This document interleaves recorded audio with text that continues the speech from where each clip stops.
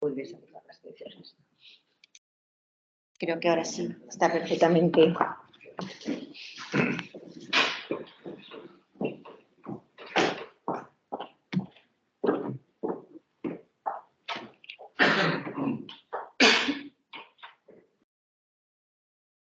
Muy bien, buenos días a todas y a todos, a los que están aquí en el aula y a los que estáis en casa. Como vamos con mucho retraso, no quiero excederme en este tiempo de presentación, pero sí quisiera agradecer al Grupo Jacobus el que me permita estar hoy aquí, en un espacio y un momento emocionante para mí, ¿no? Porque es regresar a las aulas en las que me formé, ¿no?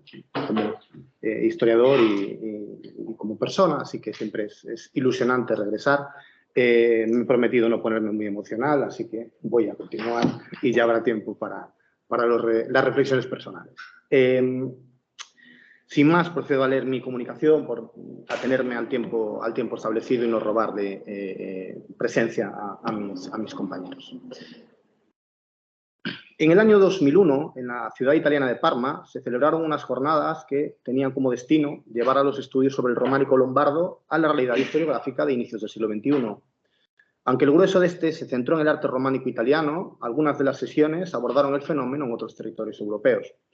Como parte de este segundo grupo, el investigador Castiñeiras González, en este caso, se ocupó de los procesos de creación en los inicios del románico en el territorio de Galicia, proponiendo fundamentalmente dos vías principales: el denominado arte francés, vinculado a las peregrinaciones jacobeas, y el primer románico lombardista, al que nos dedicaremos en esta sesión.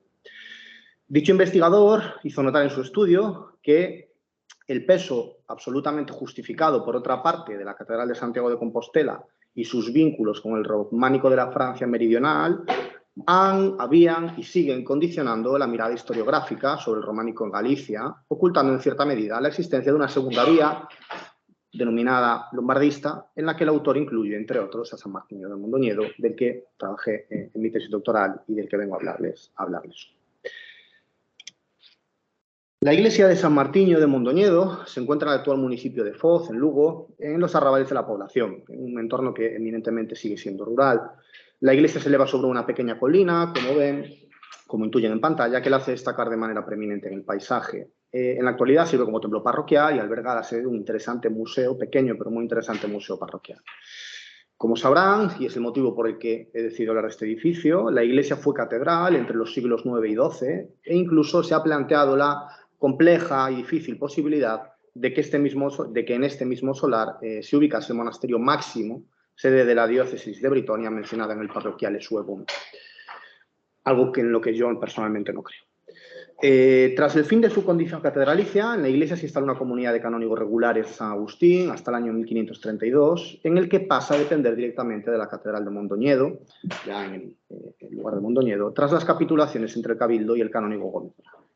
Dicho cabildo tomó la decisión en el año 1547 de poner frailes franciscanos en el monasterio, finalizando de este modo la historia medieval del templo, caracterizada por su condición catedralicia entre los siglos IX y XII y por la presencia agustina durante la Baja Edad Media. Sin ninguna duda, uno de los aspectos que más ha llamado la atención de los estudiosos del templo es el hecho de que en la articulación muraria exterior de las capillas laterales se empleen arquillos ciegos bajo el tejaroz, que descansan en unos mínimos canecillos, en una solución que la tradición científica ha denominado bajo el genérico y problemático término de lo lombardo. Uno de los primeros autores en utilizar el adjetivo lombardo para la arquitectura de la antigua sede de Mondoñedo fue Ángel del Castillo, en su inventario de la riqueza monumental y artística de Galicia, cuando se refirió a las arcuaciones exteriores de la cabecera del siguiente modo: al exterior, los ábsides tienen todos bandas lombardas y cornisa o tejaroz de arquitos semicirculares.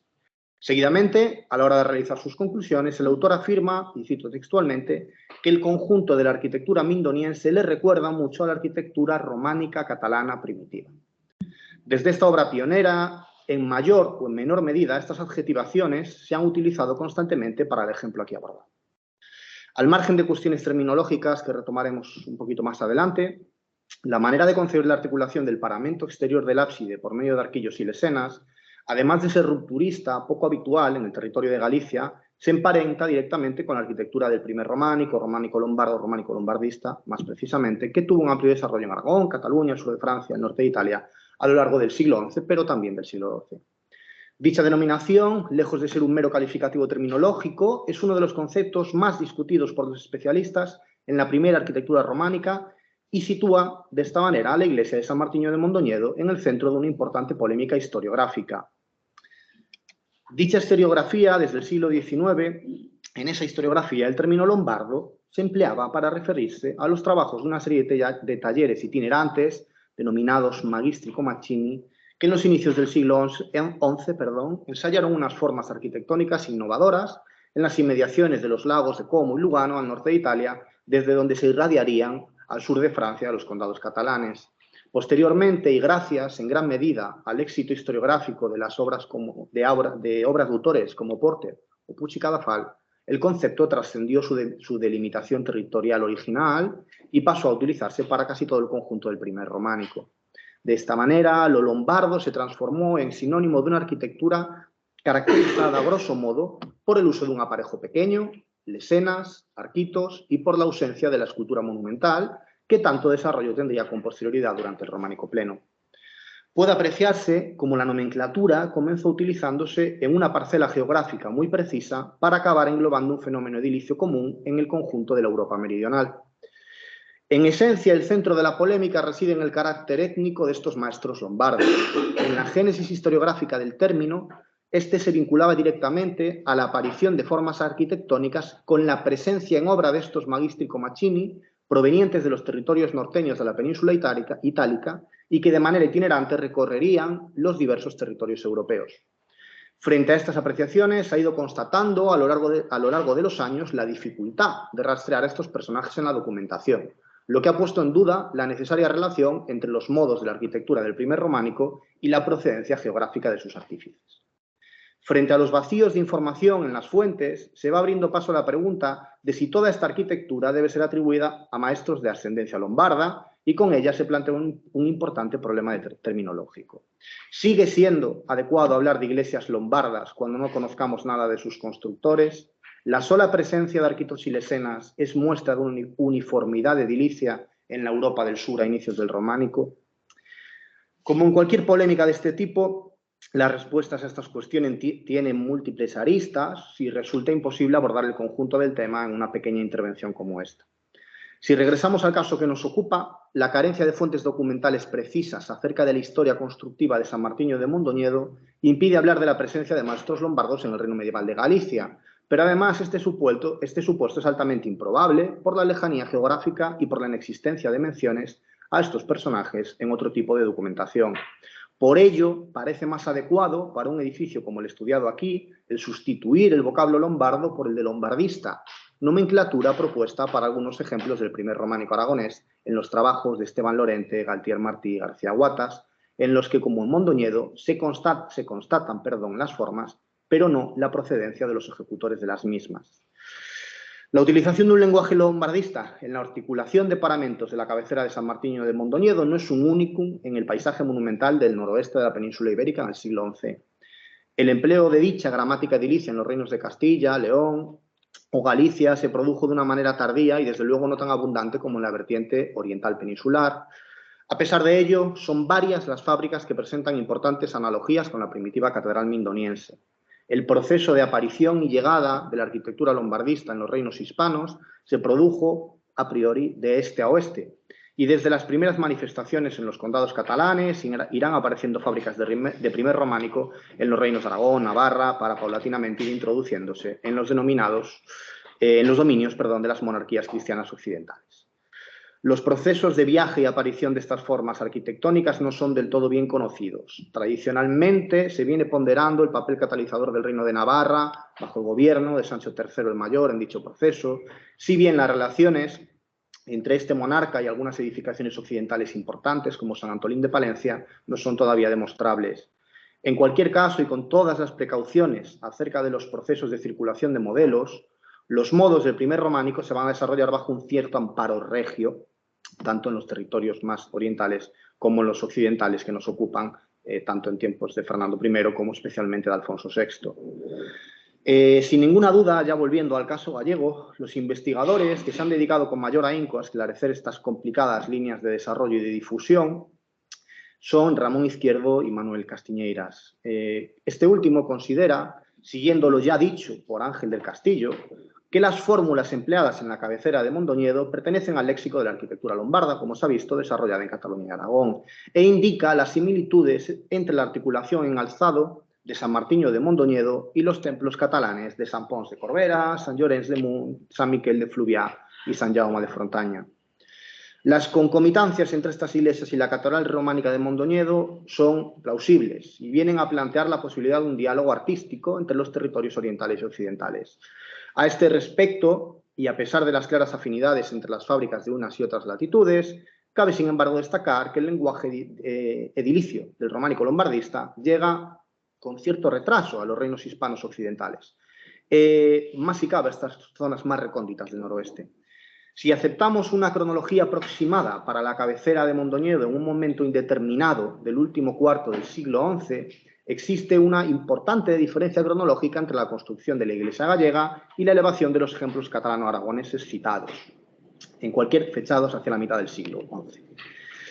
En cualquier caso, debe ser siempre tenido en cuenta que las soluciones lombardistas no se abandonan completamente en las latitudes orientales de la península y en edificios como Taúl, esta gramática edilicia se emplea en cronologías más cercanas a las propuestas para Mondoñedo. Es decir, en el ejemplo gallego encontramos un proceder que no es exclusivo de los territorios occidentales para las cronologías propuestas. Sea como fuere, este lenguaje en la arquitectura del noroeste a finales del siglo XI no se encuentra en la Catedral de Santiago de Compostela, templo que fue un referente absoluto, como es sabido, para la arquitectura de su tiempo. En la fase inicial de obras, en tiempos del obispo Peláez, entre 75, 78 y 1088, ya se emplea un modo de entender la arquitectura a tenor de lo conservado del románico pleno, y que en cualquier caso mira modelos muy distintos de la arquitectura lombardista. Una vez constatados estos matices estilísticos, cronológicos, la pregunta es casi obligada: ¿qué motivos llevan a utilizar una arquitectura lombardista en una diócesis gallega en los mismos años y en el mismo territorio en los que se está levantando una de las fábricas arquetípicas de la arquitectura del románico pleno? Dicho de otra manera, ¿por qué lo lombardista no está aparentemente en Santiago y sí en Mondoñedo? De cara a explicar este proceso de traslado de usos arquitectónicos, se ha puesto el foco en la importancia de ciertos sectores de la nobleza y el alto clero, originarios de círculos políticos y culturales catalano-aragoneses, que por unos u otros motivos llegaron a los reinos cristianos peninsulares occidentales. La historiografía artística señala a la diócesis de Palencia como el punto de llegada de estas corrientes renovadoras y verdadero nexo entre la arquitectura catalano-aragonesa y la de Castilla y León.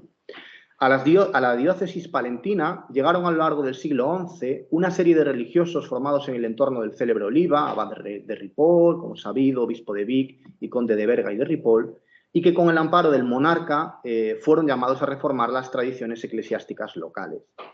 Por ello, parece de nuevo posible que obispos como Poncio de Tabernoles, quien también después llega a ocupar la cátedra de Oviedo, el obispo Miro, Bernat I, Bernat II o Ramón I, pudiesen crear un ambiente cultural adecuado para estas formas en arquitectura.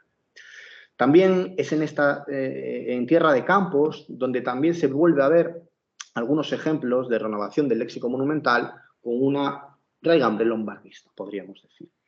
Las célebres iglesias de San Pelayo de Perazancas en Palencia, de Nuestra Señora de la Anunciada de Urueña en Valladolid, son los dos ejemplos más significativos de estas formas en el territorio castellano. En el caso de la iglesia de Urueña, en el caso específico, las similitudes con San Martiño de Mondoñedo se han querido resaltar más porque tienen un uso, además del uso compartido de la decoración de arquillos ciegos exteriormente, en ambos templos se emplean plantas basilicales con 3 naves y cimborrio sobre tambor. Las analogías entre las iglesias pues, trascienden también lo meramente descriptivo y ambas son, en opinión de algunos historiadores, un artefacto fuera del espacio y de la cronología que le son propias, lo que llevó a Joaquín Yarza a describir a Urueña, y cito textualmente, como un verdadero trasplante en fecha desconocida de lo lombardo-catalán a tierras castellanas, pero próximo a fines del siglo XI, posiblemente. Fin de la cita. Los paralelos que han sido planteados para la iglesia castellana son algunos de los ya señalados para Mondoñedo, Corbera, Munt, Frontanya, todas ellas también con un tipo de planta similar. Hasta este punto he tratado de dibujar muy someramente la difusa línea que marca el itinerario de la arquitectura lombardista desde los territorios orientales a los territorios occidentales de la península. La última de estas paradas se rastrea en el propio territorio gallego, donde además de Mondoñedo se ensayan las técnicas y formas lombardistas en una pequeña construcción en el norte coruñés, la iglesia de San Xoán de Vilanova. Antes de detenernos en esta iglesia de Vilanova, cabe mencionar una segunda iglesia que se ha puesto tradicionalmente en relación, la de San Antoíño de Toques, cerca de Melide y a escasos 70 kilómetros de Vilanova. En ella se ha puesto también el foco en la presencia exterior de su ábside de una serie de pequeñas arcuaciones ciegas que ven en pantalla. Pero un análisis un poquito más detenido de esta fábrica en relación con la que veremos inmediatamente muestra que hay más diferencias que similitudes entre la manera de concebir estas arcuaciones. Aunque en el plano ambas capillas desarrollan también una planta con una nave única, como se verá, y un único ábside, veremos que Vilanova se configura de un modo mucho más complejo al emplear un perfil semicircular que además propicia una mayor integración espacial con el cuerpo de la nave, al ser su arco triunfal casi del mismo ancho que esta. Lo veremos en la siguiente diapositiva. Frente a estas innovaciones y lo que tienen ahora proyectado, en Toques se utiliza el testero recto en una capilla que funciona casi como un espacio autónomo y apenas dialoga con el cuerpo de la nave, siguiendo inercias de los espacios estancos de la arquitectura altomedieval hispana. Exteriormente es cierto que se constatan arquitos bajo el alero, pero estos apenas tienen entidad y se desenvuelven a modo de pequeño friso corrido sin continuación en bandas o lesenas, lo que lleva a pensar en una solución decorativa no estrictamente vinculable a esta tradición de la que venimos hablando, lombardista. Toques es más que una fábrica del románico lombardista, a mi juicio, un edificio cronológicamente románico, está documentada una donación del rey García de Galicia en el año 1067, pero en el que existen más pervivencias de la arquitectura precedente que innovaciones del nuevo lenguaje. Ahora sí, en la iglesia de San Xoán de Vilanova, que es una pequeña construcción que se encuentra en el ayuntamiento de Miño, al norte de la provincia de A Coruña, como se ha dicho. La única noticia conservada en la documentación medieval sobre esta capilla se recoge en la bula del Papa Adriano IV de 1156, donde se incluye a San Xoán entre los principales monasterios de la diócesis de Mondoñedo, junto a los de San Martiño de Xuvia, San Salvador de Pedroso, San Martiño de Neda y Santiago de Silva. La bula papal nos informa acerca de la naturaleza monástica de la iglesia y nos propicia la fecha de 1156 como términus postquem para su construcción. Sin embargo, nada sabemos acerca de su fundación, ni tampoco sobre el restante devenir histórico del monasterio durante los siglos del medievo. Nos movemos en una neblina oscura. Una última información que trasciende ya los límites cronológicos de la Edad Media la proporciona el cardenal Jerónimo del Hoyo, quien indica que parte de los frutos de la iglesia iban destinados al monasterio de Cayón y que la presentación era de San Martiño Pinario de Santiago.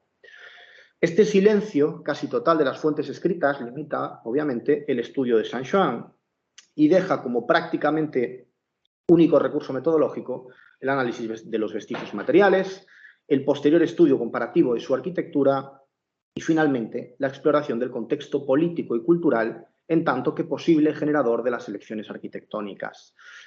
Por su parte, la tradición historiográfica tampoco ha sido especialmente prolija y es escasa la nómina de estudios que se han ocupado de esta iglesia.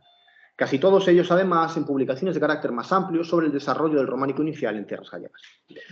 En el conjunto de estas investigaciones destacan especialmente dos cuestiones. Por un lado, la importancia concedida a la decoración externa del ábside y, por el otro, el desacuerdo a la hora de establecer una cronología relativa para la elevación de la fábrica, oscilando las propuestas entre mediados del siglo XI e inicios del siglo XII.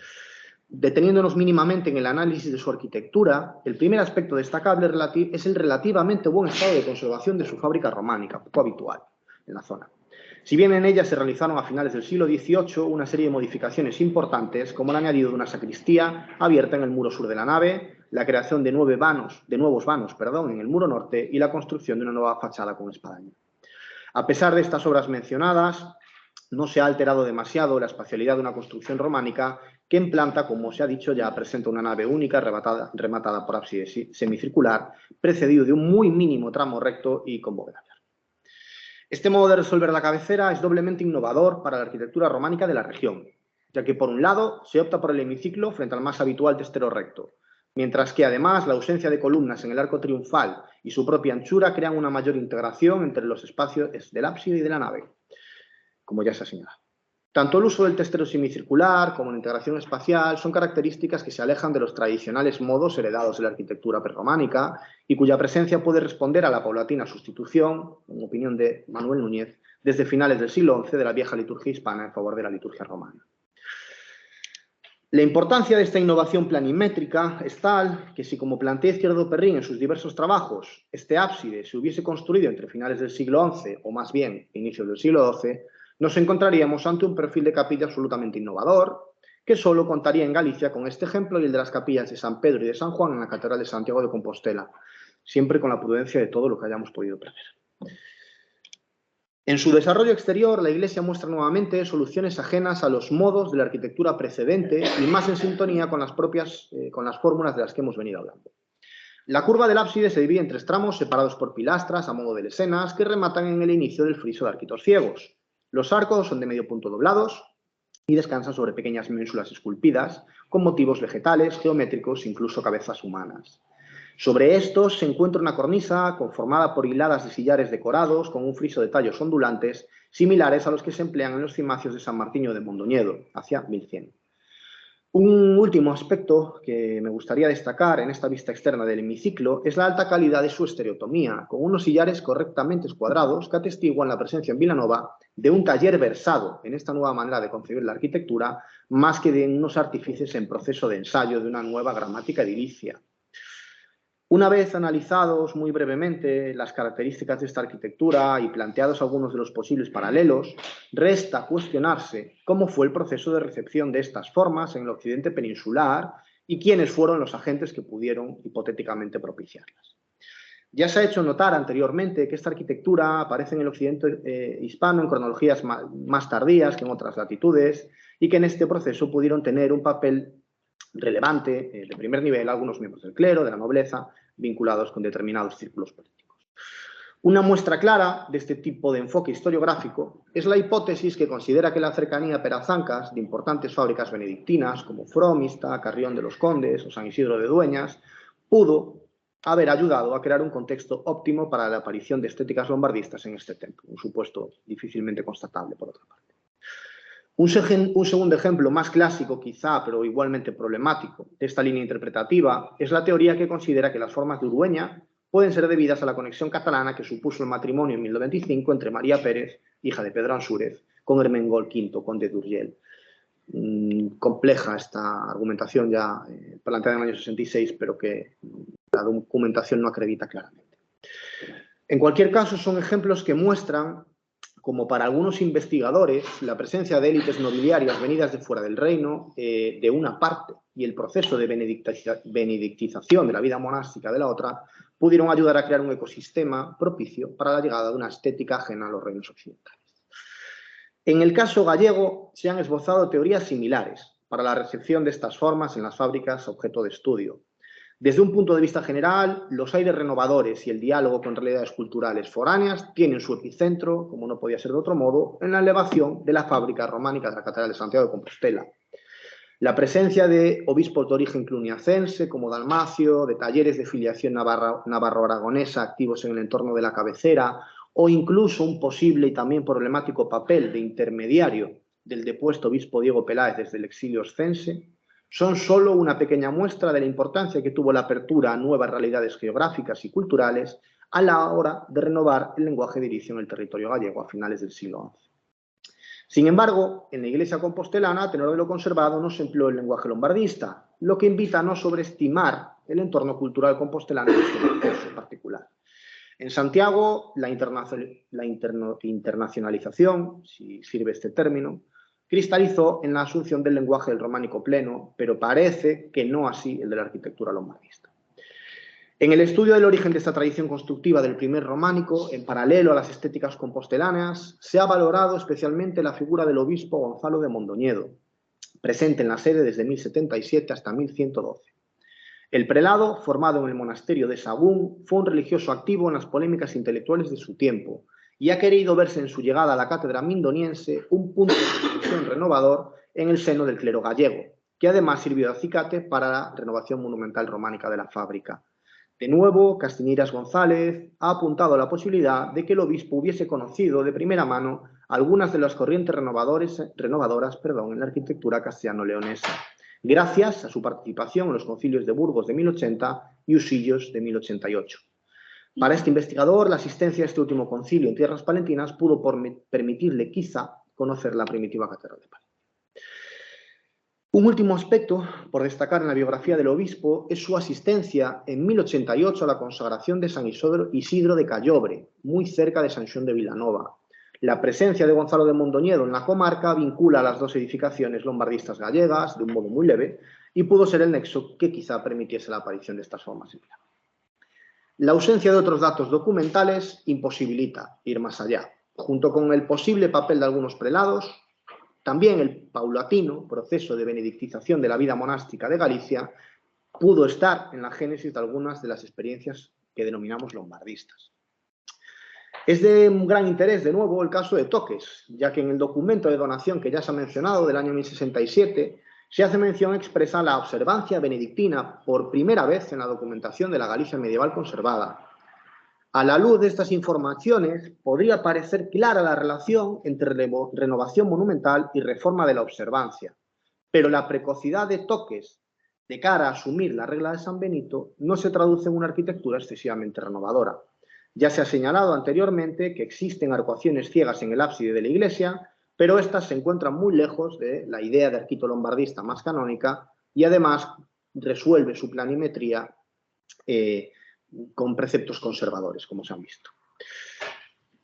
En Toques, la renovación de la vida en común bajo la regla benedictina no supuso una reforma radical, absoluta, de los conceptos arquitectónicos, lo que a mi juicio impide establecer una relación causa-efecto clara. Un último factor que pudo influir en la recepción de esta arquitectura, en el caso ya específico de San Xoán de Vilanova, es la incorporación a Cluny del cercano monasterio San Martiño de Xuvia en 1113. La adhesión debió fraguarse ya a finales del siglo XI, como parece deducirse del hecho de que Xuvia se mencione tanto en la visita que el camerario cluniacense Dalmacio realizó a los monasterios españoles cluniacenses entre 1090 y 1094, como en la bula que Pascual II dirige al abad Hugo de Cluny en 1100. La donación definitiva, producida en diciembre de 1113, es otorgada por Pedro Froilaz y sus hermanas Munina y Visclavara, con la aprobación de los obispos Diego Gelmírez de Compostela y Munio de Mondoñedo. La inclusión de Xuvia en el entramado cluniacense es en sí mismo una prueba de apertura de estas instituciones galaicas, pero además en el documento de donación se recoge que el prior debe ser siempre un monje de Cluny, lo que atestigua la llegada al noroeste no solo de corrientes de pensamiento foráneas, sino directamente de individuos de fuera del reino venidos a ocupar lugares de poder. Esta nueva realidad cultural en el área del noroeste coruñés, a inicios del siglo XII, pudo ser un catalizador para la llegada de nuevas formas arquitectónicas y quizá, como ya se ha planteado para el caso de Perazancas, la benedictización puede estar tras la elección del lenguaje lombardista en las iglesias gallegas. La hipótesis es plausible, pero de nuevo no está exenta de problemas, ya que no existe un consenso claro a la hora de proponer una datación para la iglesia que permitiese relacionar los hechos políticos con los artísticos. Además, y para seguir sumando problemas, la fábrica románica de Xuvia se conserva, la tienen proyectada en pantalla, pero en ella se desarrolla un lenguaje del románico pleno de raigambre no lombardista. A pesar de todos estos inconvenientes, existen datos documentales y epigráficos que invitan al menos a la reflexión. A lo largo del siglo XII se produjeron diversas donaciones a Xuvia que tradicionalmente se han vinculado con la elevación de la fábrica del románico pleno, pero ya desde mediados del siglo XI el monasterio se beneficia de la protección de los Traba, hasta el punto de que en el año 1086 el conde Froilaz Bermúdez solicita ser enterrado en San Martiño de Xuvia. No cabe duda de que el favor nobiliario durante el siglo XII y la inclusión en la red cluniacense propiciaron el contexto para la elevación de la iglesia actual, pero teniendo presente documentos como el del año 1086, parece razonable plantear la existencia de una fábrica anterior financiada gracias quizá a estas dádivas, que se ubicase cronológicamente entre una desconocida construcción altomedieval y la iglesia plenorrománica. Además, en el exterior del muro sur de Xuvia, de la nave, se encuentra una inscripción alusiva al año 1111 que podría hacer referencia a la existencia de obras de inicio o de finalización en esa fecha. Un último documento importante para la historia edilicia de este conjunto se fecha en el año 1190 y en él el obispo rabinato de Mondoñedo concede indulgencias a quienes ayuden en la reconstrucción de la iglesia, lo que vendría a atestiguar que se está trabajando en la fábrica del románico pleno en fechas muy tardías. Como se ha visto, la realidad monumental de Xuvia entre la Alta Edad Media y el románico es altamente compleja y no es sencillo establecer secuencias cronoconstructivas claras. Sin embargo, a la luz de los datos documentales y epigráficos, parece que pudo existir una secuencia de obras anterior a la ascripción cluniacense y al menos una segunda campaña a finales del siglo XII. Una horquilla cronológica tan amplia, que va desde finales del siglo XI hasta después de 1190, no parece razonable para una única fábrica de estas características. Recuérdese que una campaña como la compostelana, enormemente más ambiciosa, se prolongó desde 1075 hasta 1211, y en gran medida por la casuística concreta e inusual del desnivel del solar en el que se edificó. Por lo tanto, no parece razonable que la elevación de una iglesia menor como Xuvia se dilatase tanto tiempo. De modo que la hipótesis de una iglesia románica previa es factible, que no demostrar. Por ello, de existir una edificación iniciada a finales del siglo XI, coincidiendo con los primeros contactos con el mundo benedictino, y finalizada con posterioridad a la llegada de los primeros monjes cluniacenses tras 1114, cabe preguntarse si no sería posible la existencia de una iglesia de Xuvia con un lenguaje del primer románico que pudiese ser un eslabón entre los ábsides con arquitos ciegos de San Martiño de Mondoñedo y de San Xoán de Vilanova. Por supuesto, la cuestión es irresoluble y se mantiene como un ejercicio de índole intelectual, pero la lectura de las fuentes sí indica un alto interés en la región por parte del triángulo de poder conformado por el obispado de Mondoñedo, el monacato cluniacense y la familia de los Traba. No podemos saber si existieron edificios del primer románico en Xuvia o en otras iglesias de la región, pero sí puede afirmarse que el clima político y religioso era, como quizá el de tierras palentinas, el adecuado para la llegada de formas renovadoras para la arquitectura y que el monasterio de Xuvia se encontraba en el centro de los intereses de estas élites eclesiásticas y nobiliarias. La proximidad de San Xoán de Vilanova a este centro monástico posibilita, por lo tanto, que la renovación monumental de la una pueda vincularse con las reformas religiosas y quizá constructivas de la otra. Siempre con mucha prudencia esto. Es este un enfoque no ponderado hasta la fecha, pero la entidad y cercanía del monasterio y la importancia de la inclusión de Xuvia en la red monacal cluniacense, en tanto que fenómeno renovador e internacionalizante, hacen que esta hipótesis sea posible y pueda abrir nuevos caminos a la hora de comprender el fenómeno lombardista en el noroeste de la península ibérica. Con esta ponencia se ha propuesto un estado de la cuestión acerca de algunas de las iglesias pioneras del románico gallego, que son además de las pocas muestras de la arquitectura lombardista en el noroeste peninsular. Partiendo de la problemática terminológica y de los límites geográficos y temporales para estos modelos arquitectónicos, se ha procurado analizar su fábrica desde la relación que las elecciones formales puedan tener con el contexto cultural en el que se gestaron. De manera muy resumida, son dos las grandes conclusiones que pueden extraerse. En primer lugar, no es posible establecer fórmulas unidireccionales entre los fenómenos de renovación religiosa o de patronazgo político y las elecciones estéticas y edilicias. En el cuadrante noroeste peninsular de finales del siglo XI e inicios del siglo XII, conviven formas heredadas del prerrománico con nuevas soluciones lombardistas o del románico pleno, sin que podamos adjudicarlas a procesos culturales inequívocos y concretos. Solo en tierras gallegas, en la renovada Compostela, se opta por un lenguaje de ascendencia ultrapirenaica, en paralelo al primer románico de Mondoñedo o Vilanova, mientras que la de benedictina Iglesia de Toques emparenta con propuestas de la Alta Edad Media. La permeabilidad parece la tónica imperante y cada caso debe analizarse de manera pormenorizada. A pesar de ello, y ya en segundo lugar, parece claro que la transición al románico en el territorio se produjo de la mano de la llegada de corrientes culturales externas que se imbricaron con la realidad sociopolítica local. La ausencia de documentación para Vilanova hacía imposible el análisis del contexto concreto para el estudio de su fábrica, pero la apertura del foco investigador puede ayudar a comprender mejor el entorno que propició la aparición de nuevas estéticas, como demuestran los estudios sobre el mecenazgo del obispo Gonzalo y la renovación de la primitiva Catedral de Mondoñedo. En este sentido, está pendiente de valoración en toda su profundidad el papel jugado por la Casa de Traba y por el monasterio cluniacense de Xuvia en la recepción de las formas de esta arquitectura.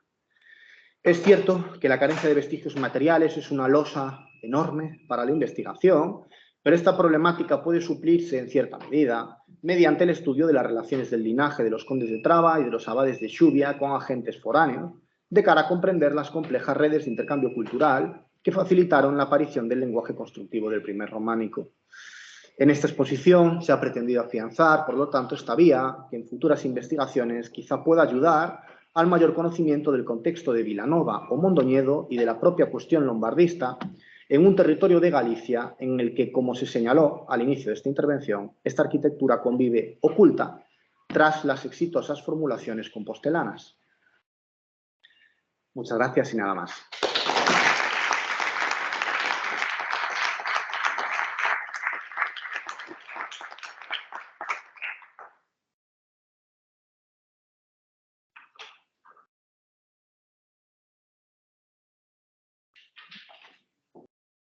Hemos preferido dejar el coloquio para el final de las intervenciones, por lo que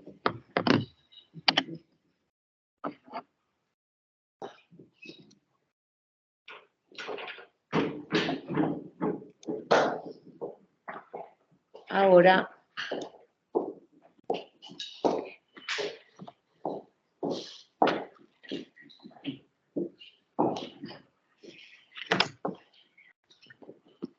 tiene la palabra la catedrática de Historia del Arte de la Universidad de León, María Victoria Herráez, a la que agradecemos mucho el venir hasta aquí, en un territorio que no es nada de comunicación nada fácil. Ya les diré después el del profesor Martínez de Aguirre, que ha hecho 9 horas de tren. La profesora Herráez es especialista en la escultura y la orfebrería de los reinos de León y Castilla y en temas de patronazgo artístico. De hecho, ha sido investigadora principal en proyectos tan interesantes como el del patronazgo artístico en el Reino de Castilla y León 1230-1500, obispos y catedrales, que tiene ya su segunda parte. Es una destacadísima investigadora y cuando planteamos este coloquio, este curso, este simposium, pensamos en qué personas podían transmitir estudios en profundidad sobre algunas de las catedrales más relevantes. Y desde luego fue su nombre el que enseguida nos vino a la mente, no solo por este proyecto, sino por estudios ya desde hace años sobre la Catedral de León y más recientes sobre la Catedral de Toledo, Palencia, incluso fue más allá del mundo medieval y ha llegado a la orfebrería ya del Renacimiento en León. Su comunicación, su intervención lleva por título Un edificio regio para una urbe destronada, el proceso constructivo y los modelos de la Catedral de León en el siglo XIII. Creo que ya el título es tremendamente sugerente, por lo tanto,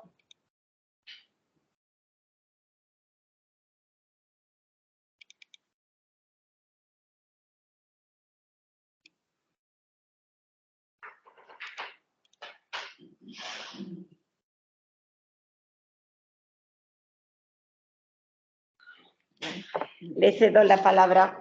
¿Quedo aquí? Sí. Cojo el ratón Sí, y desde aquí lo puedo manejar y así creo que... Sí, es más cómodo si no acercarte. Sí, no, porque es que así no me tapa la pantalla ese lado del aula. Bueno, buenos días. Yo también quiero agradecer las palabras de Marta y quiero agradecer esta invitación para poder estar en la Universidad de Santiago de Compostela, que bueno, es un centro siempre de referencia para nosotros y especialmente para los medievalistas, sé que también para los barrocos. Pero, bueno, no me voy a dilatar en esta introducción para también intentar atenerme al tiempo que me ha sido asignado.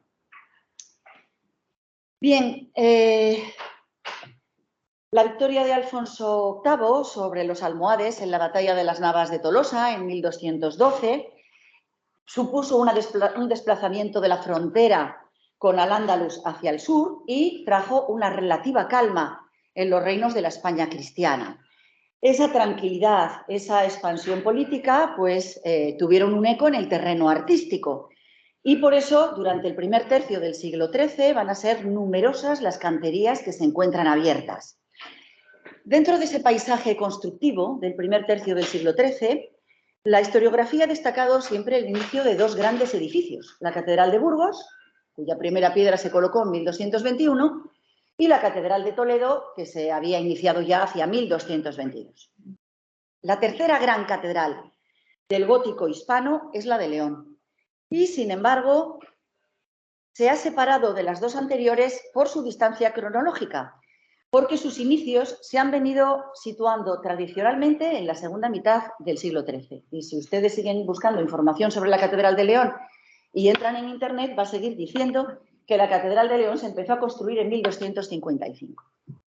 Bien, entonces yo voy a intentar en esta charla pues comunicarles la idea de que no fue así, de que no es un proyecto unitario, de que se inició antes, de que hubo cambios, etcétera, etcétera. Don Lucas de Tuy, en el Chronicum Mundi, cuando hace referencia a esas obras que se están llevando a cabo en el primer tercio del siglo XIII, pues en referencia a León dice que entonces el reverendo obispo Mauricius, que sería Manrique de Lara, fundó una obra magna, pero no la llevó a perfección. Normalmente con esa expresión "no la llevó a perfección" entendemos que no se terminó, que no fue acabada.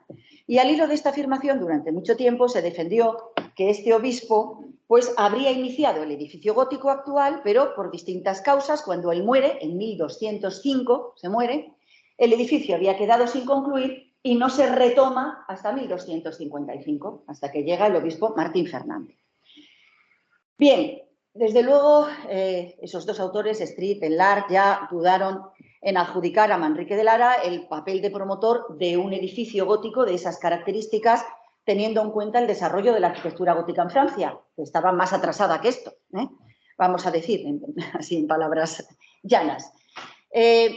Don Manuel Gómez Moreno apuntó la posibilidad de que el edificio que se estaba construyendo hacia 1200 en realidad era solamente, o lo que hubiera hecho Manrique de Lara, era solamente la cimentación de esta catedral gótica. Y esa hipótesis pues gozó de bastante aceptación entre los investigadores, a pesar de que hay que pensar que en aquellos tiempos ni siquiera se había previsto todavía la construcción de la Catedral de Reims, que se empieza a construir en 1212 y que va a ser el modelo de la planta de León. Bien, dos publicaciones de los años 90 pusieron de relieve que este edificio que excavó Demetrio de los Ríos durante la restauración que se llevó a cabo en la Catedral de León en la segunda mitad del siglo XIX, hizo excavaciones que sacaron a la luz esta cabecera. Evidentemente, parece la cabecera de un edificio románico que se había identificado con la iglesia que habría levantado el obispo Pelayo, porque las fuentes hablan de ella, las fuentes documentales, el obispo Pelayo en el siglo XI. Pero en los años 90 estas dos publicaciones pusieron de relieve que esto no podía ser un edificio del siglo XI, sino que esa cabecera, por sus características y por sus dimensiones, a lo que se parecía era a las catedrales del Duero y a un edificio tardorrománico, un edificio que entonces identificaron con lo que estaría haciendo Manrique de Lara hacia 1200.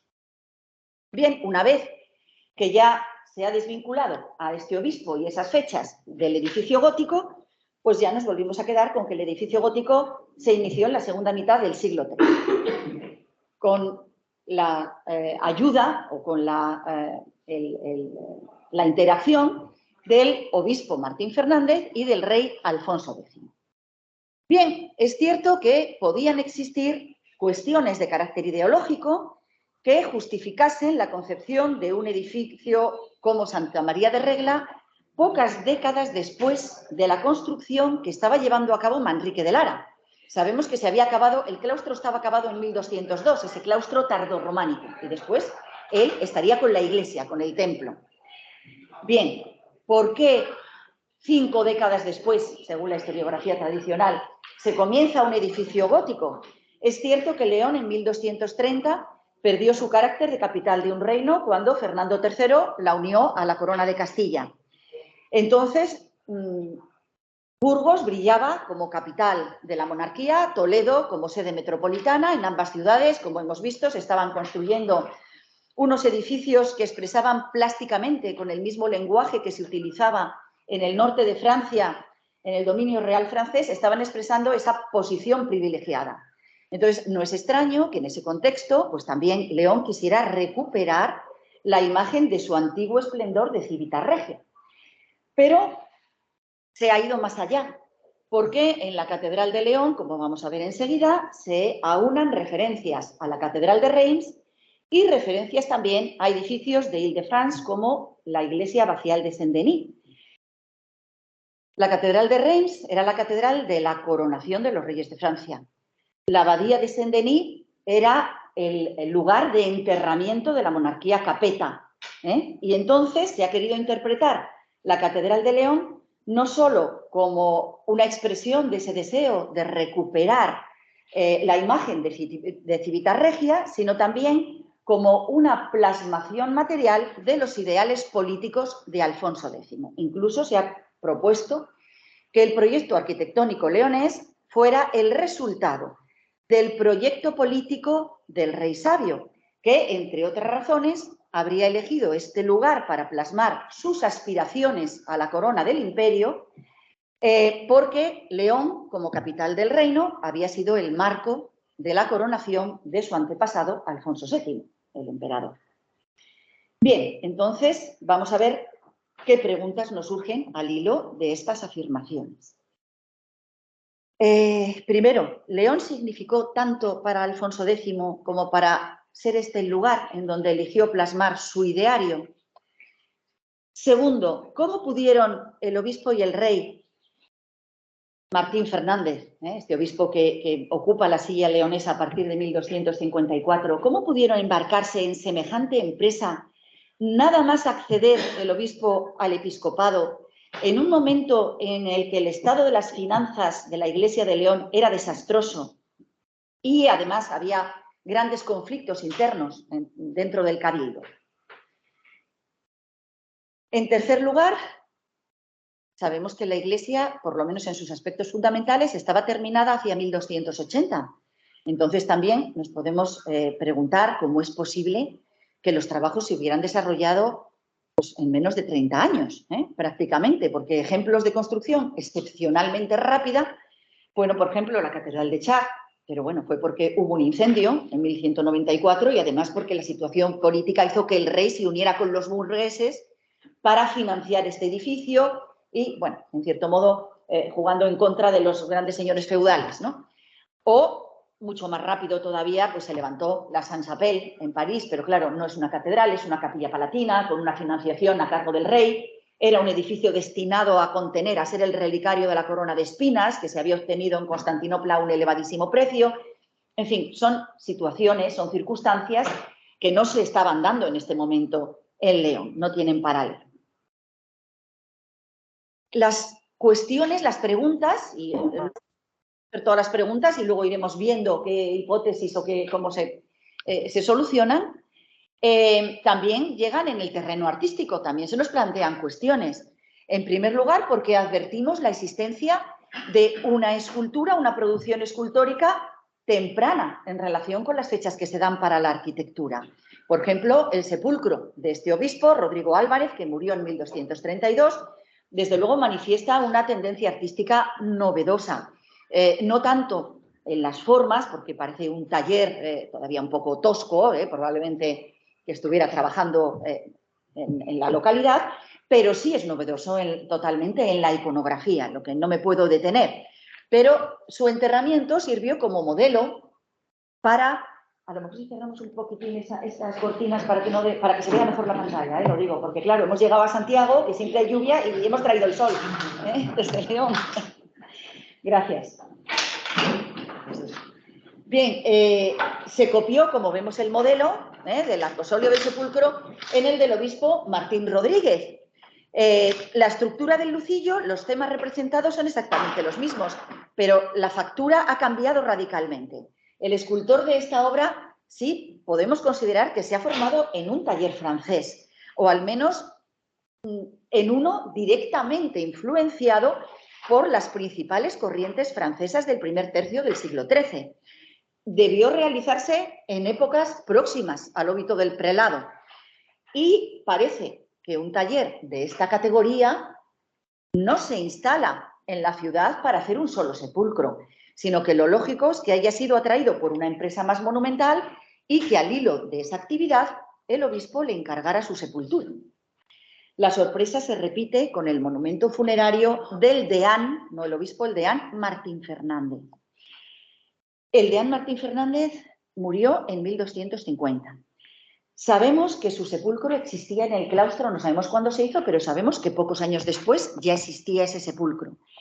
Por lo tanto, si no lo encargó él en vida, no pasaron muchos años desde su muerte hasta que fue esculpido. Y estamos hablando de su muerte en 1250. Se trata de una obra de primera fila, que nadie duda en atribuir al maestro del dintel del juicio final de la portada occidental de la catedral. Además de poseer un indudable valor plástico, por lo tanto, ese sepulcro tiene un gran interés documental, porque es una muestra de la gran producción escultórica, tanto cualitativa como cuantitativamente, que se estaba llevando a cabo en la Catedral de León a mediados de siglo.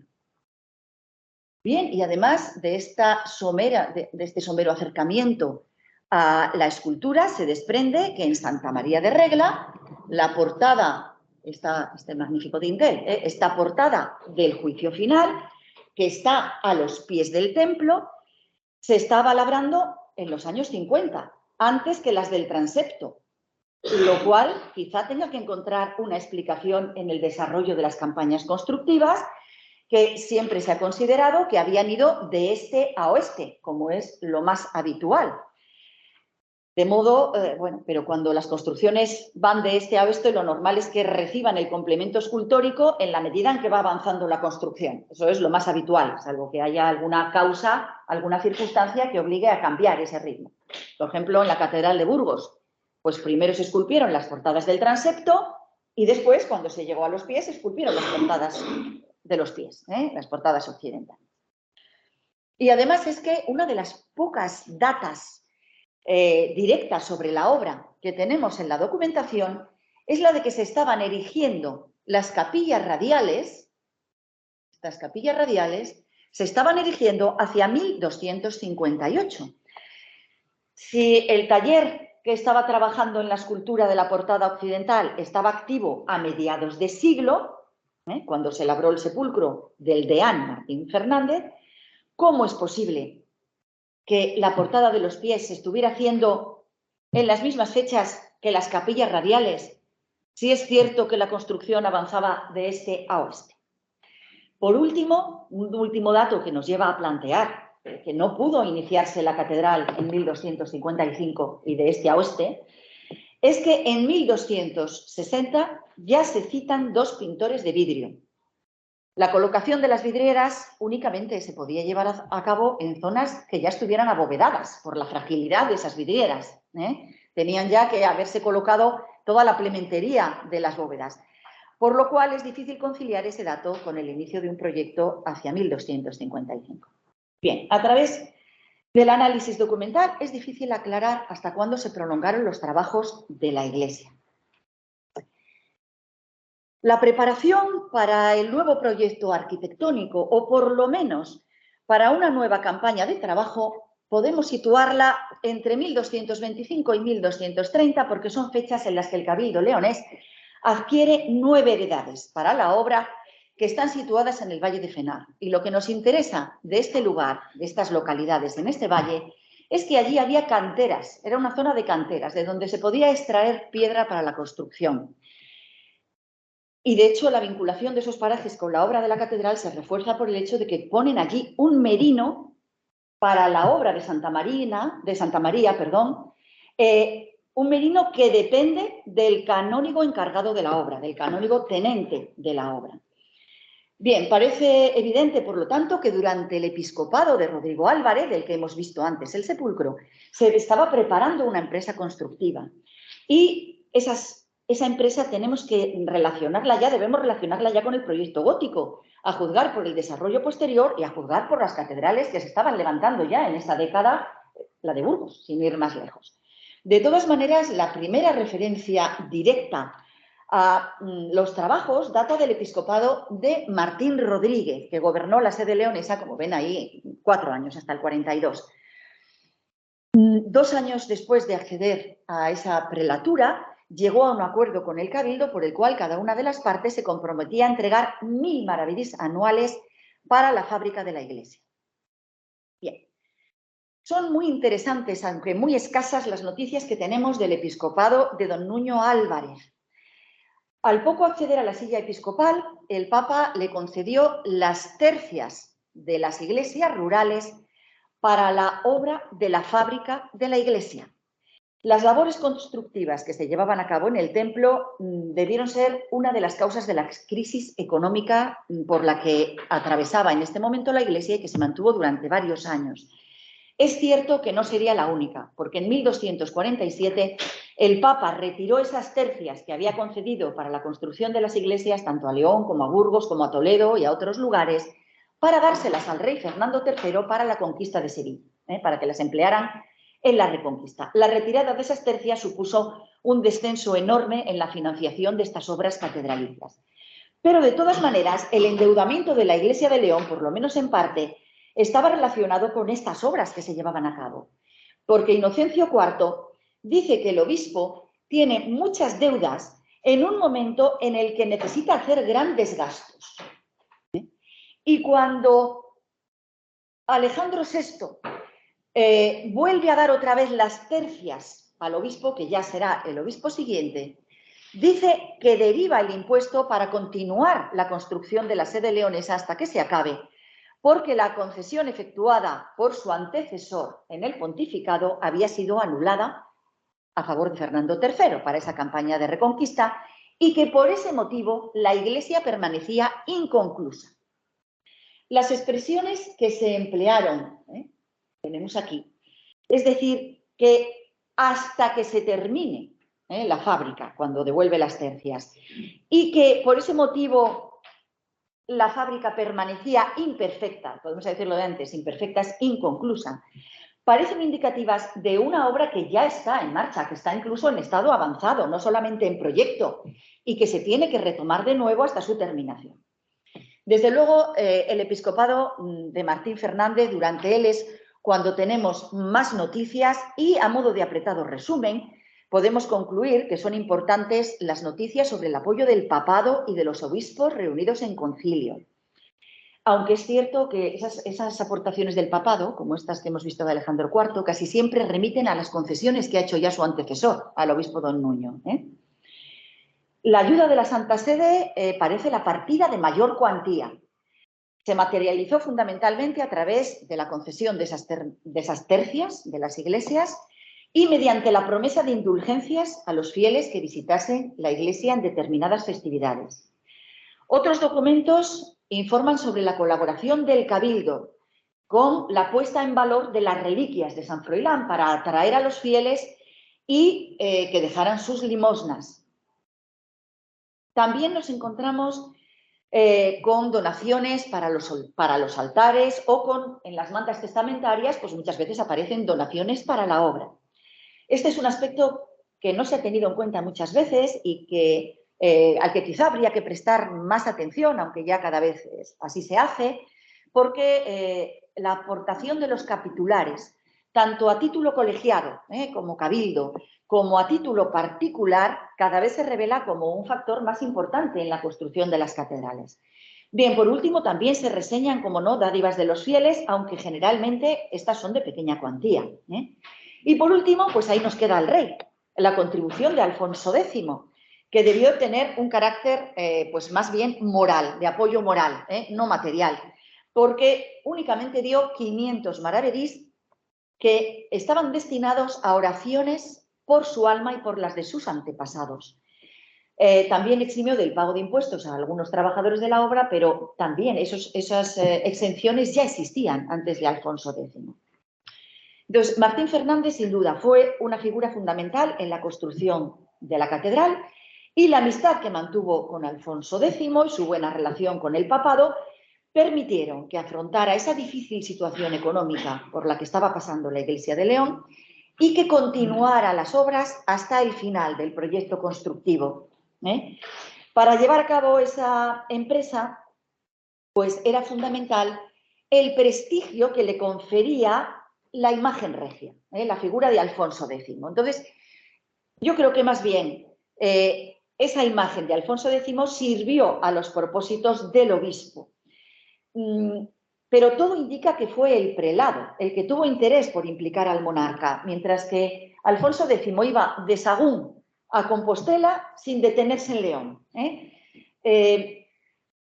Ni las cantidades que aportó la corona fueron significativas, dio mucho más al monasterio de Sagún, y además en aquel caso dice: para que se haga la iglesia en donde han de enterrar a mi antepasado, Alfonso VI. Y en el caso de León es para oraciones. Fue lo que se hizo con ese dinero, crear unas capillanías para decir misas en las dos capillas que él decidió. Bien, entonces ni la presencia del rey se hizo sentir en la vieja capital, ni la cuantía fue importante. Las obras de la catedral estaban terminadas en sus aspectos fundamentales antes de terminar la centuria.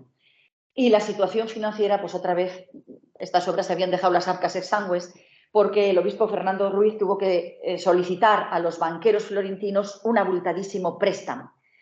Por eso no es extraño que se retuvieran las tercias de algún arcedianato, las retuviera la catedral para su obra hasta 1303, que es la fecha que se pone simbólicamente como fecha de terminación de la catedral, pero simplemente porque ese año se devuelven esas tercias, dice el obispo Gonzalo Osorio, porque la obra está en buen estado, merced a Dios. Bien, hemos visto un poco la historia de la construcción a través de los datos que tenemos. Una vez repasada esa documentación, después de haber visto también un poquito los datos que puede arrojar la escultura, es necesario examinar el propio monumento para comprobar si realmente existe una correspondencia entre la fuente documental y la fuente artística, si se puede establecer alguna secuencia en el avance de las obras, y para ello es ineludible hacer pues, un análisis formal de las estructuras, y también es preciso hacer una lectura de los paramentos. La historiografía está de acuerdo en que la Catedral de León es un ejemplo del gótico radiante francés, trasplantado a suelo hispano, pero con la planta de una catedral que no es radiante. Dentro de esos cajones que hacemos, pues la llamamos clásica, que es la Catedral de Reims. Bueno, esto sería más acorde a los tamaños reales de Reims y de León. Y, bueno, pues un análisis del edificio revela efectivamente la relación que ya estableció Gómez Moreno entre estas dos plantas.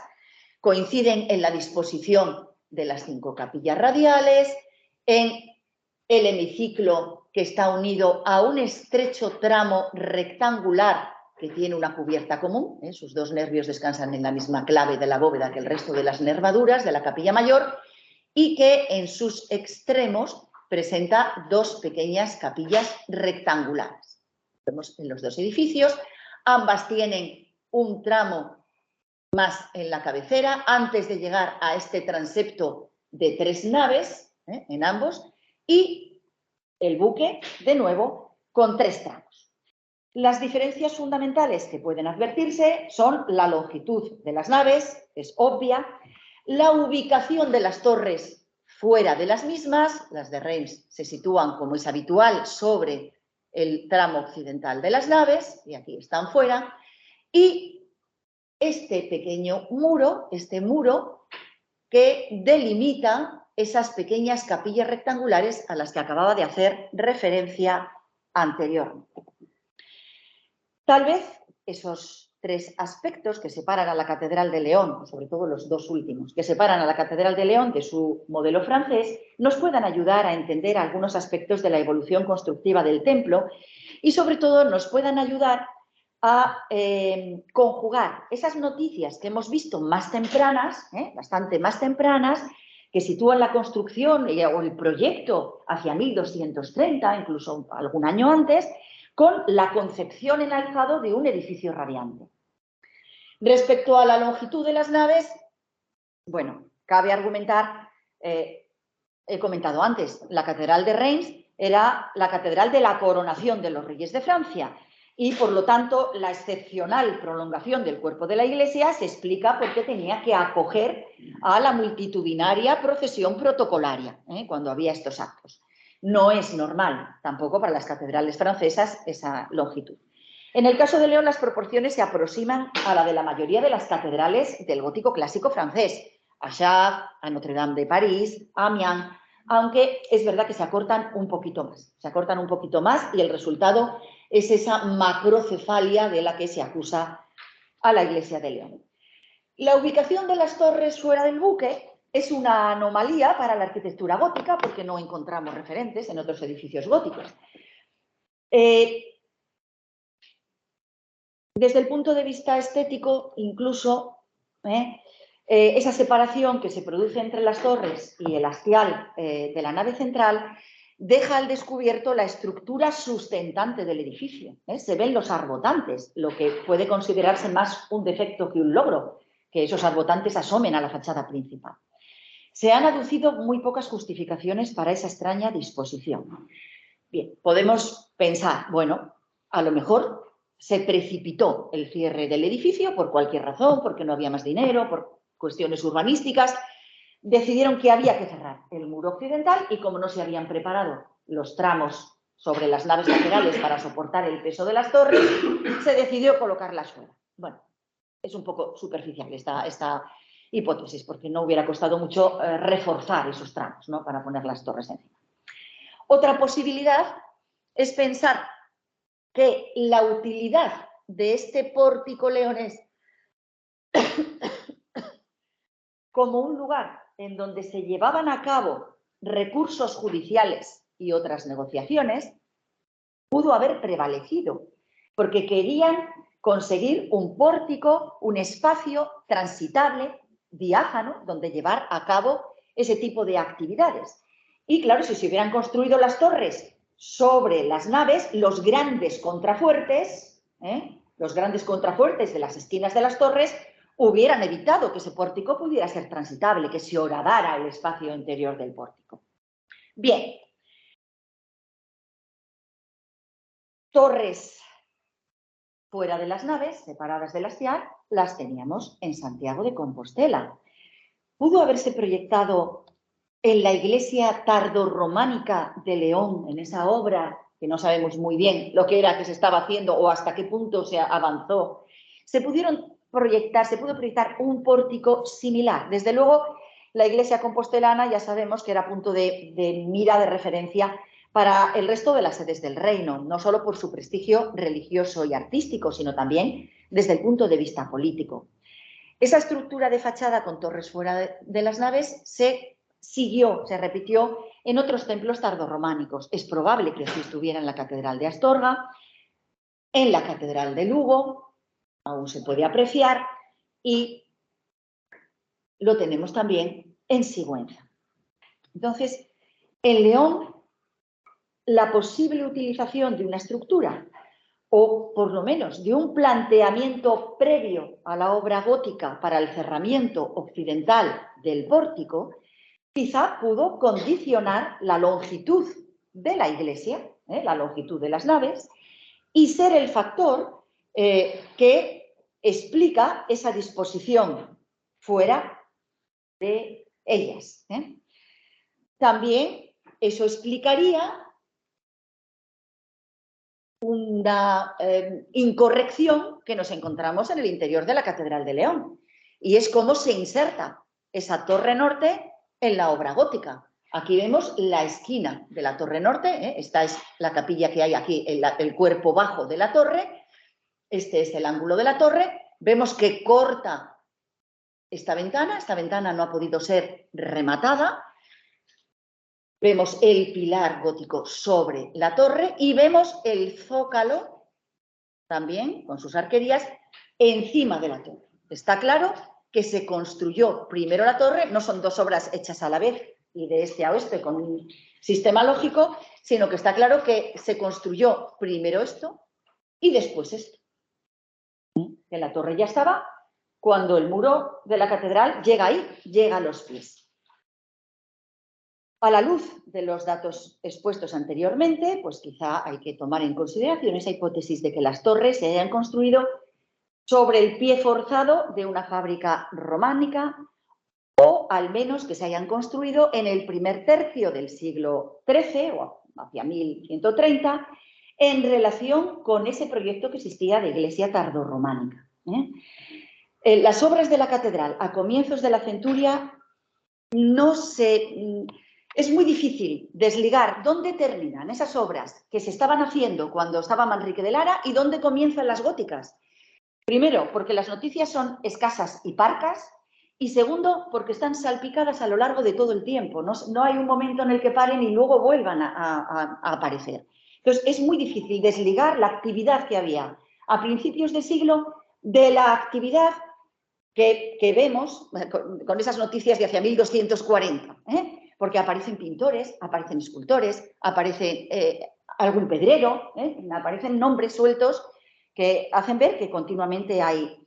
Son difíciles, pero consta que prácticamente enlazaron las unas con las otras, quizá porque esa obra tardorrománica no se había terminado y se decidió cambiar el proyecto y reconducirlo totalmente antes de terminar.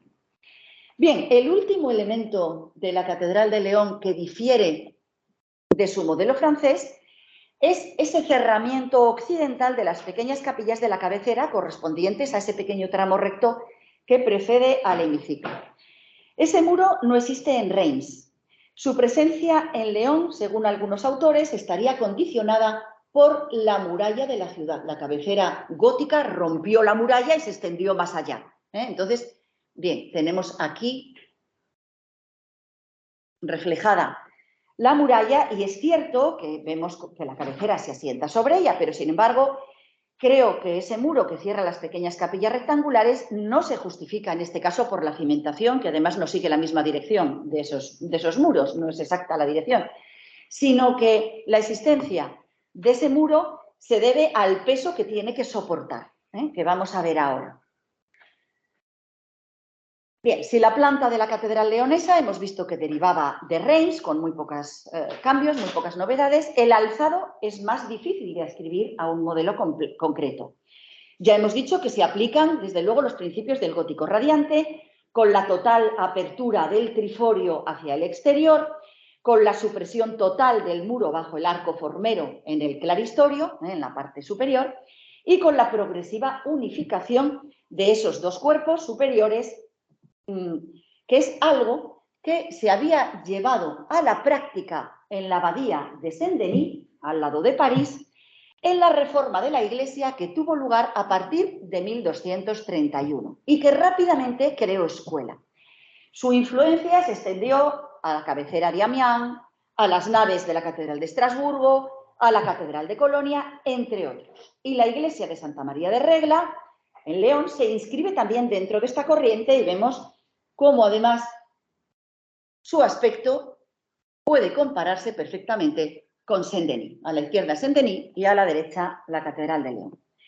Desde luego, si el planteamiento inicial, si el proyecto de la Catedral de León data de hacia 1230, en ese momento no se pudo proyectar un edificio radiante en esta línea que se difundió desde Ile-de-France.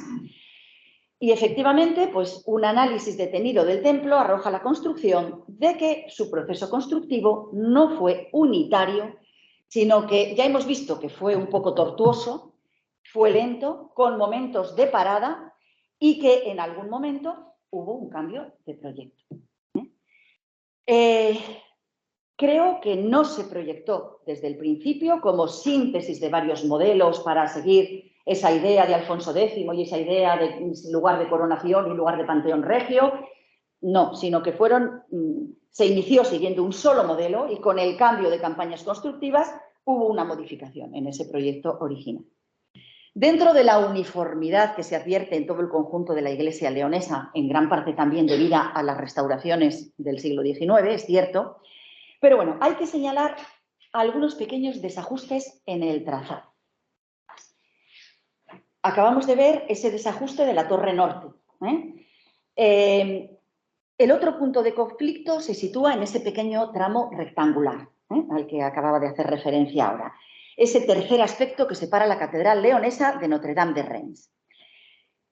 Cada uno de los tramos, cada uno de los extremos de ese tramo rectangular presenta dos arcos doblados que lo delimitan hacia el oeste y hacia la girola. Y ahí vemos a ambos lados imágenes. Son los únicos arcos de este tipo que hay en la iglesia y en todos ellos se producen desajustes, porque la moldura que trasdosa la rosca exterior no consigue acoplarse sobre el capitel y termina muriendo en algún lugar de la plementería o de los nervios de la bóveda. La justificación de esas anomalías podemos ponerla en relación con otro de los elementos característicos del alzado leonés, que son, en este lado sur, la silla de la reina. Bueno, estos paramentos se añadieron en el siglo XV, pero estos son del XIII, y su homóloga del lado norte, que se llama la limona. Son los nombres que reciben esas torres que se sitúan entre el crucero y la cabecera del templo. En realidad son 4 paños de muro, no son torres, no tienen cubierta superior. Lo que tienen son grandes vanos abiertos en cada una de las caras.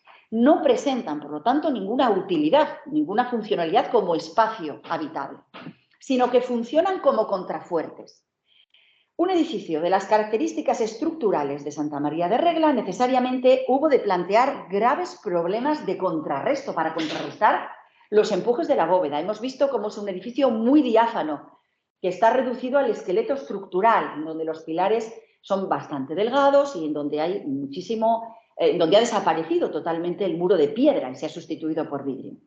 Los puntos más complejos son aquellos en los que convergen los arbotantes que llegan desde la cabecera con los que llegan desde la nave central del crucero, porque vienen de distintas direcciones. Entonces, el director del proyecto de León compuso esas estructuras turriformes que reciben los 2 arbotantes dobles de cada uno de esos 2 lados. Este recurso, muy poco frecuente, es el mismo que empleó el arquitecto de Saint-Denis después de haber construido también un edificio totalmente diáfano, pero mientras en Saint-Denis se utilizó en los 2 lados del crucero, hacia la cabecera y hacia los pies, en León solamente aparece en el lado oriental, que es la zona más compleja, porque allí se concentran empujes que además vienen de distintos lugares porque empieza el hemiciclo, entonces ya no vienen desde la misma línea. Por otro lado, en León tampoco hubiera sido posible construir una estructura semejante hacia el oeste, porque claro, la nave solo tiene 3 naves y el crucero también. En Saint-Denis lo que pasa es que nos encontramos con un crucero de 5 naves. Por lo tanto, no cabe duda de que se trata de un elemento funcional, coincidente con la abadía de Île-de-France y que no tiene precedentes tampoco en el gótico clásico. Tanto el aspecto final del alzado de la iglesia como esas torres contrafuerte apuntan para la Catedral de León una cronología posterior a 1240. Si la construcción fuera fruto de un proyecto unitario, a pesar de las relaciones que existen con edificios del gótico clásico, no podemos adelantar su planteamiento hasta los años 30, que es el punto de partida que indican las fuentes documentales. Y entonces nos encontramos ahí con un problema. Entonces, la actividad desarrollada en esas primeras etapas tuvo que estar vinculada a un proyecto diferente de este proyecto radiante que nos lleva a Saint-Denis. Y el testimonio de ese cambio pues está en estos desajustes que acabamos de ver. Los arcos doblados. Bueno, aquí tenemos en la abadía de Saint-Denis en los 2 lados, el mismo sistema. Los arcos doblados que delimitan las capillas sobre las que se elevan esas 2 torres debieron ser concebidos como un refuerzo posterior, por eso no ajustan las molduras. Probablemente porque esa concentración de cargas no estaba prevista en el plan inicial. La dificultad para encajarlo solo puede explicarse por esa modificación en el proyecto. El cambio de plan, que implicaba esa diafanidad del muro propia del gótico radiante y la consiguiente necesidad de unos contrarrestos adecuados, motivó la construcción de esas torres contrafuertes y obligó a reforzar los tramos de la cabecera sobre los que iban a apear.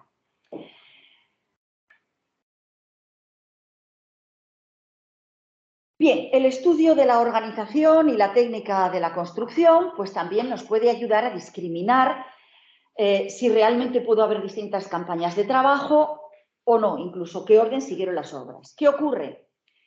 Bueno, es un aspecto de la historia de la construcción a la que se ha venido prestando mucha atención en las últimas décadas, pero verdaderamente en el caso de edificios bien documentados puede arrojar resultados sorprendentes, pero cuando no están muy bien documentados y sobre todo cuando han sido muy retocados por restauraciones, como ocurre en la Catedral de León, pues presenta dificultades grandes.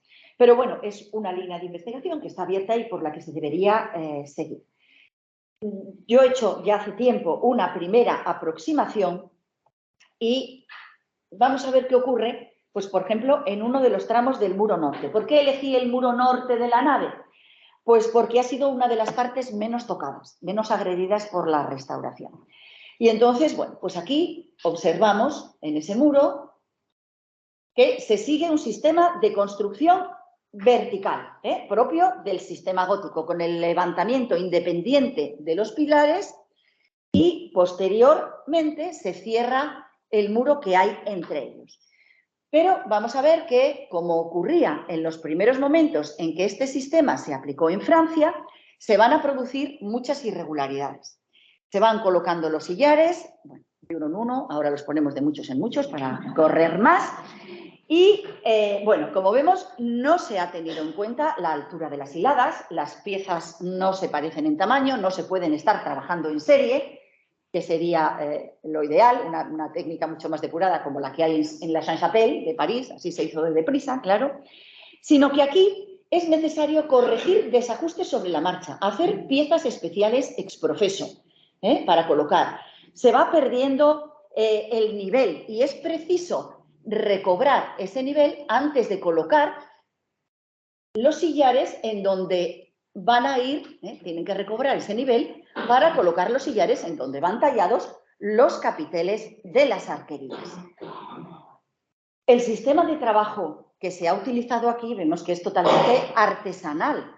No existe una planificación racional del trabajo, no parece que utilicen plantillas, un sistema de almacenaje y de montaje de las piezas con las ventajas que devienen de la producción en serie, sino que parece que el aparejo lo están haciendo prácticamente in situ. Un procedimiento tan arcaizante debe ser producto de una cantería temprana, de una cantería poco especializada en los nuevos sistemas de construcción. En la década de los años 60 aparecen en la documentación nombres de pedreros de origen francés. Si la obra había estado paralizada, por lo menos entre el año 47 y el 55, cuando el Papa llama al obispo don Nuño y le dice, a ver, te voy a retirar las tercias, estás sin dinero, te has metido en unos gastos, no tienes dinero cuando necesitas hacer grandes gastos, le dicen. Y la obra está paralizada todos esos años, a partir del 55 empezaría entonces esa segunda campaña donde dicen hasta que se termine la obra, porque la obra queda inacabada. Esos trabajadores franceses que estamos viendo ahora llegarían a León cuando se reanudaron esas tareas. Y es impensable que una cuadrilla procedente de una cantería gala de mediados de siglo trabajara como acabamos de ver. Las tareas entonces debieron estar en esa segunda fase. Ay, que se me ha olvidado colocar las arquerías, no hemos terminado Vale. Bien, las tareas en esa segunda campaña debieron estar mucho mejor organizadas desde el punto de vista técnico. Y prueba de ello es el testimonio de la utilización de diseños a escala que vemos en esta traza que es la traza de este rosetón norte del transepto y en la que se ha utilizado como unidad de medida el pie real francés. Bueno, como ha llegado mi hora y no me quiero sobrepasar, solamente voy a concluir diciendo que, por lo tanto, yo creo que hay aquí una obra, una empresa que se ha empezado a preparar, porque sabemos que siempre pasaban unos años de preparación, de compra de terrenos, de canteras, etcétera, etcétera, que se ha empezado a preparar en el segundo lustro de los años 20, que avanzó quizá en ciertos lugares con el pie de la obra anterior tardorrománica que había proyectado Manrique de Lara, que esa obra se para y cuando se retoma se cambia el modelo de las iglesias champañesas de Reims por un modelo de Ile-de-France, que también los tenemos en Champagne, porque desde Ile-de-France también la arquitectura radiante se difundió hacia Champagne, pero que no es un arquitecto que viniera aquí de la Champagne mezclando dos modelos de dos momentos distintos, sino que en ese momento se decide hacer un alzado radiante en la Catedral de León y las obras continúan. ¿Por dónde empezaron? Pues tenían ese pie forzado y yo creo que estaban cimentando y construyendo la cabecera al mismo tiempo que aprovechaban esos pies, que después cierran las naves y aprovechan cantería con marcas de cantero de hacia 1200 en la nave norte, en el exterior se ve, por el exterior se ve, y lo último que cierran es el transepto. Y eso también explica que las portadas del transepto sean posteriores a la de los pies. Y muchísimas gracias por su atención.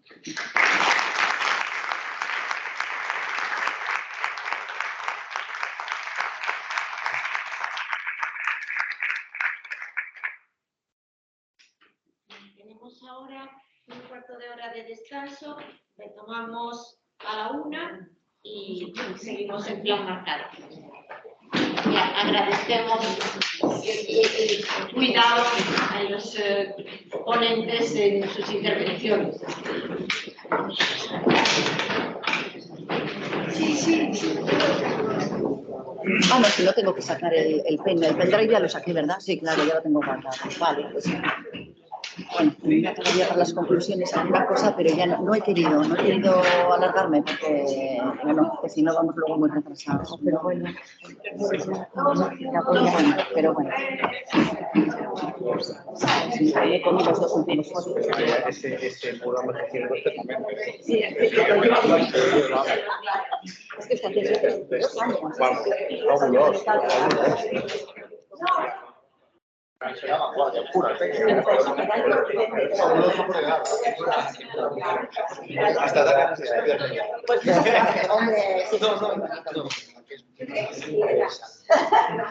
Pues me he cogido los últimos folios de honor, ya no les pasa más. Me ha gustado muy bien, ¿eh? Bueno, me alegro.